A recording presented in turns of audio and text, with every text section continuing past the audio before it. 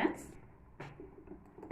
class 8, subject science, unit 3, light. In today's video, we are going to study an important topic, terms related to spherical mirrors. Before we are entering into the topic, let's recall what we have learned in the previous video. In previous video, we have learned about spherical mirrors. Spherical mirrors is nothing but a part of spherical surface. There are two different types of spherical mirrors, concave mirror and convex mirror. If the inner surface is a reflecting surface, is called concave mirror. If the outer surface is a reflecting surface, that is called as convex mirror. Now we will try to understand the different terms related to spherical mirror. First, we will learn the term center of curvature. How do we define the center of curvature? See, this is a mirror. This mirror is formed from this sphere. The center of the sphere from which we take the part of the mirror is known as center of curvature.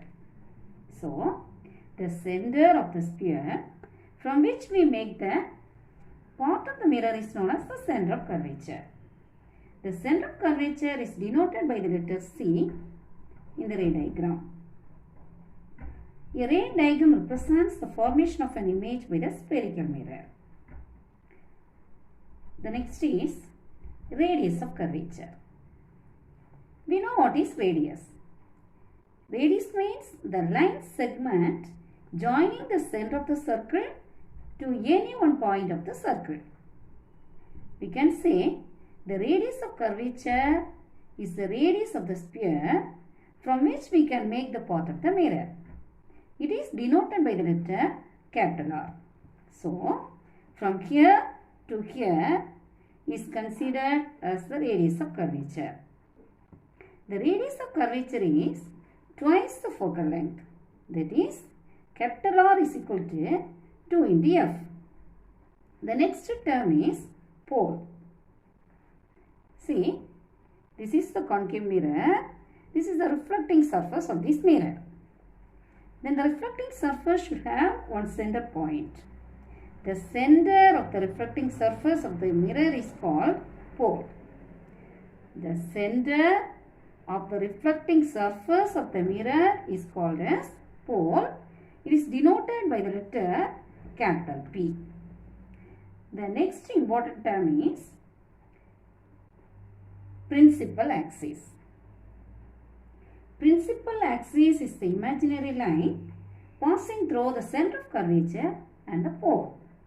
So, this is the straight line which is passing through the center of curvature and the pole is called as principal axis. Another term is principal focus.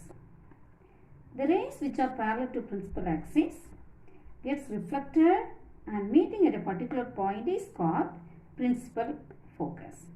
And you can say, see, this is the first ray, the second ray, third ray, fourth ray. All these four rays are parallel to principal axis after touching this mirror and gets reflected and meeting at this particular point. It is called principal focus. It is denoted by the letter capital F. In case of convex mirror, you can say they are getting reflected and diverged. So, when we extend these diverged rays or when we extend these reflected rays backwards, they appear to meet at a particular point. That is called as focus.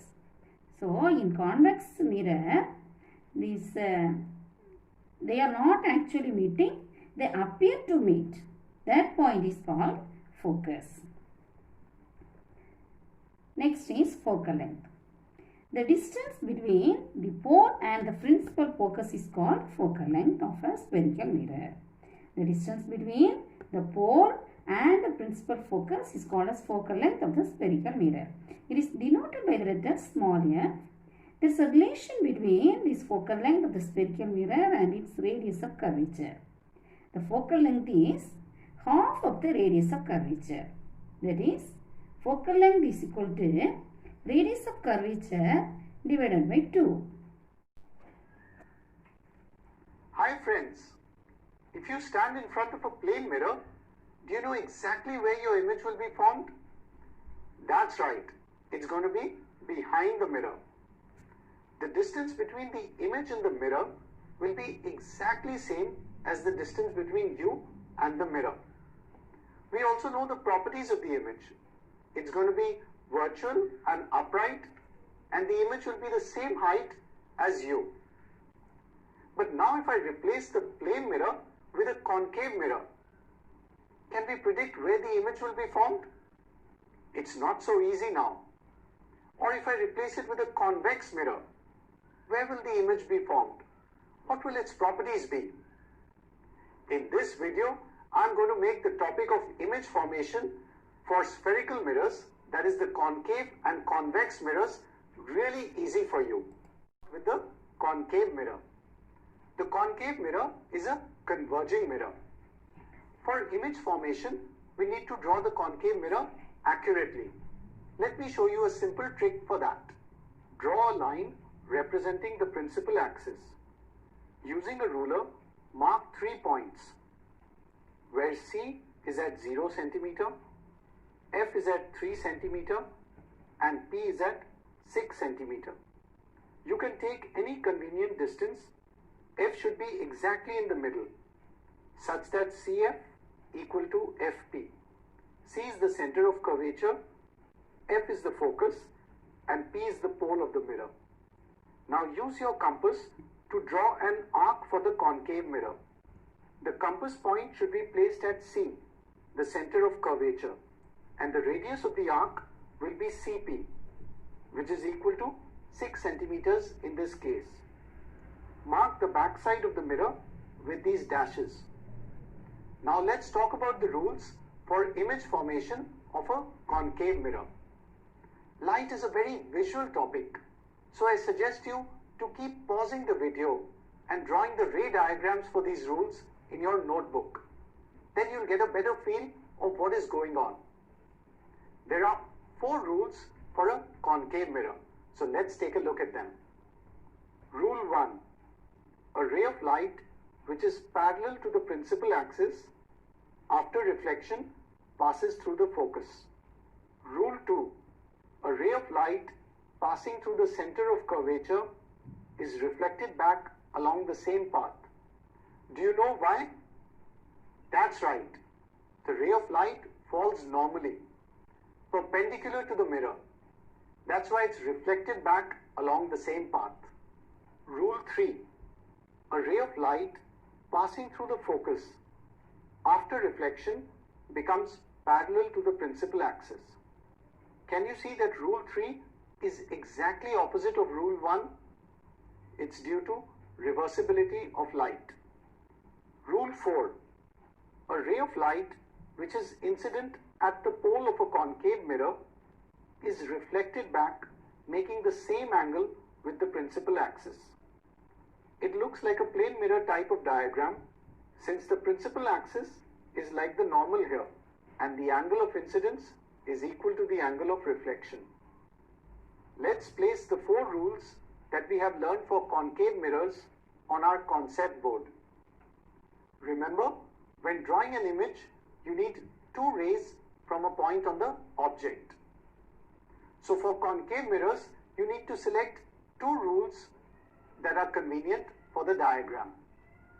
Now an important note here is, avoid using the 4th rule unless really necessary, because it's hard to measure angles accurately with your protractor.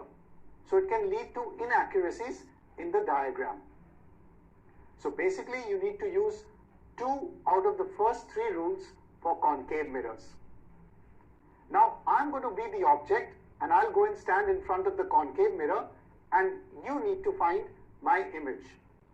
So are you ready? Let's try it out. Here I am on the principal axis. I'm far away from the concave mirror. I'm going to walk towards the mirror and stand on different places on the principal axis. And you'll see that the image will change based on my location. So let's start with case 1. am beyond C, the center of curvature. You need to consider the rays from the top of the object. So from my head. And remember, we need to take 2 out of the first 3 rules. So let's use rule 1. For the ray that is parallel to the principal axis, after reflection, it passes through the focus. And for the second ray, we can use rule 2. So the ray passing through the center of curvature gets reflected back along the same path. Now, what does the intersection of these 2 reflected rays represent? That's right. It's the image, and it's the image of my head, because we started with the rays from the top of the object. Now, where is the feet in my image? You don't need to draw the rays for that. The feet lie on the principal axis. So we can simply extend the image to the principal axis and find the bottom of the image. So as you can see here, using the ray diagram, we have found the position of my image. What are the properties of the image? There are 3 points here. Is the image real and inverted, or is it virtual and upright? Is the image magnified, diminished, or is it the same size as the object? And what is the position of the image? So let's see what are the properties of the image for case 1. As you can see here, the image is real and inverted. It's real because it's formed by the real intersection of light rays. And it's upside down. So it's an inverted image. As you can see, the image is diminished because it's smaller than the size of the object. And the position of the image is, it's located between the center of curvature and the focus. You'll find similar diagrams in your textbook. Of course, I won't be the object there. Usually we use an up arrow to represent the object, and it's marked as AB. And the image is also going to be an arrow and marked as A dash B dash. Here the arrow of the image is inverted since it's an inverted image. Now let me walk closer to the mirror. I'm going to stand at C, the center of curvature, for our case 2. Once again, let's draw the rays from the top of the object. We need to use 2 rules from the first 3 rules. So for our first ray, let's use rule 1.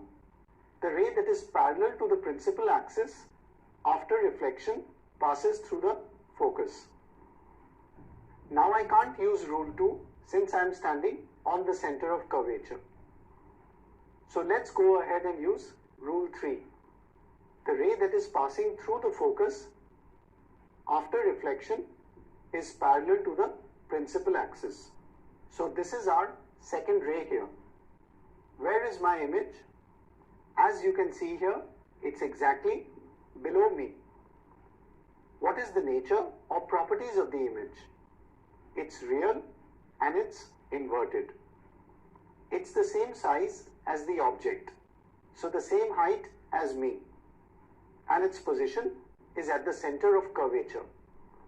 If you try drawing the ray diagram for this case 2, where the object is at the center of curvature, you might find that you're not getting the image exactly at the center of curvature. Now this can happen if the focus F is not exactly between P and C, or if the rays are not drawn very accurately. So to avoid such errors, an important exam tip is to use the cheating trick, just like we did in plane mirrors. So you first draw the inverted image at the center of curvature, and the image height is equal to the object height, and then you draw the rays. So then you'll get the image accurately. Now I'm going to move closer to the mirror. So this is our case 3, where the object is between the center of curvature and the focus. I would like you to pause the video here and find the image yourself using a ray diagram. Also write down the properties of the image formed. So what is the nature of the image you got? That's right. The correct answer is it's a real and inverted image that's magnified. So this is the ray diagram. And as you can see, the position of the image is beyond the center of curvature. Now I'll move ahead and I'm going to stand at the focus of the concave mirror. Again, let's use 2 rules out of 3. As you can see, this is an interesting case because the reflected rays are parallel. The reflected rays never meet. So our image is formed really far away at infinity.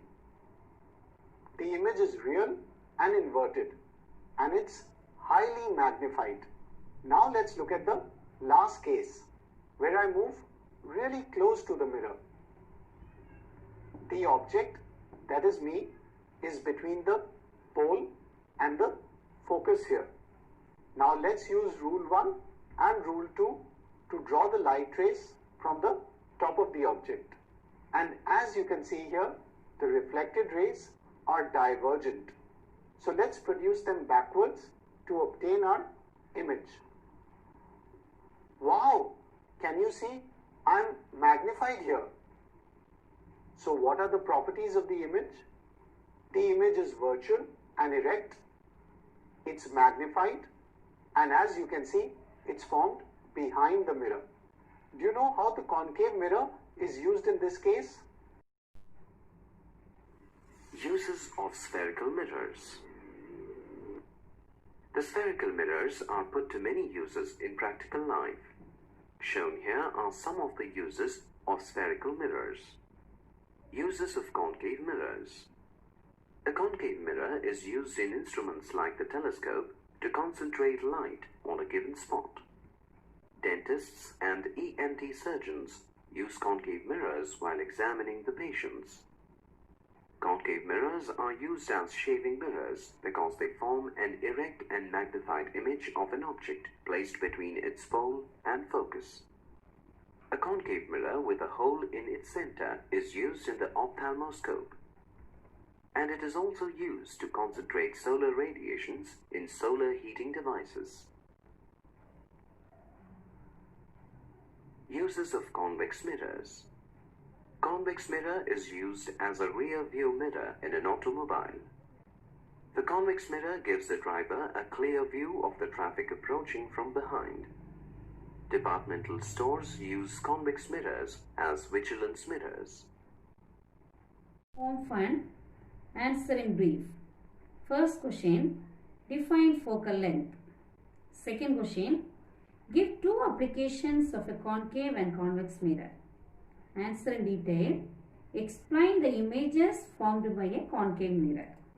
Thank you.